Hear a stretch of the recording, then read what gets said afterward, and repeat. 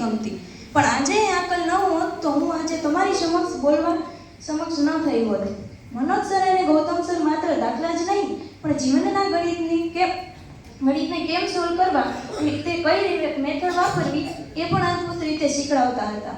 Manish sir દ્વારા CCTV ઉપર રાખેલી એ નજર ગમે તેને લેક્ચર હોય પણ બેલ પડ્યાના 10 મિનિટ બાદ જ તેમને બોલાવવા જતા. પણ પીટીનો જ એક એવો લેક્ચર હતો કે બેલ પડ્યાની તરત જ અમે જયદીપ સરને બોલાવી આવતા, કારણ કે પીટીમાં જવાનો શોખ જ એટલો. પણ ના, ત્યાં હિતેશ સર જોઈ જતા અને કહેતા પીટીમાં નથી જવાનું, 12મું આવે છે, વાંચો.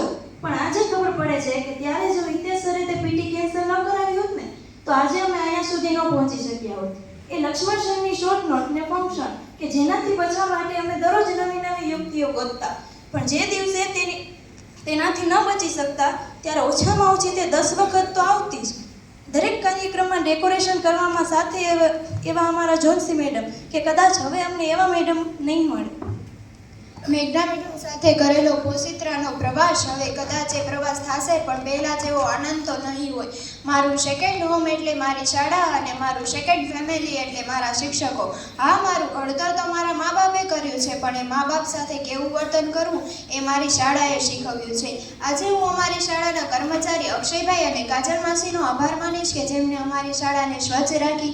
આજે હું દરેક શિક્ષકો અને પ્રિન્સિપલનો આભાર માનીશ કે તેમને મારા જીવનમાં મહત્વની ભૂમિકા ભજવી. આજે હું અમારા પંકજ સરનો પણ આભાર માનીશ કે જેઓએ અમને મોટિવેશન કરતા ગયા અને જ્યારે અમે નિરાશ થયા ત્યારે અમને પ્રેરણા પર આપતા ગયા અને જરૂર પડતા ઠપકો પણ આપતા ગયા.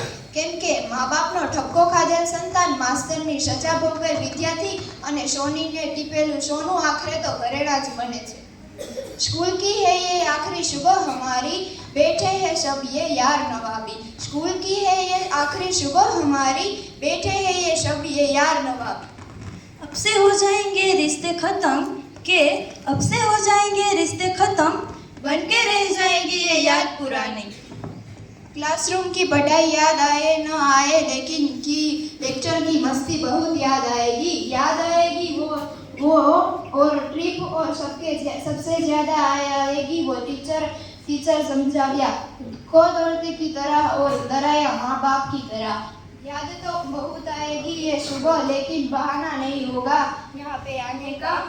हमेशा दुख रहेगा यहाँ से जाने का, हमेशा दुख रहेगा यहाँ से जाने का.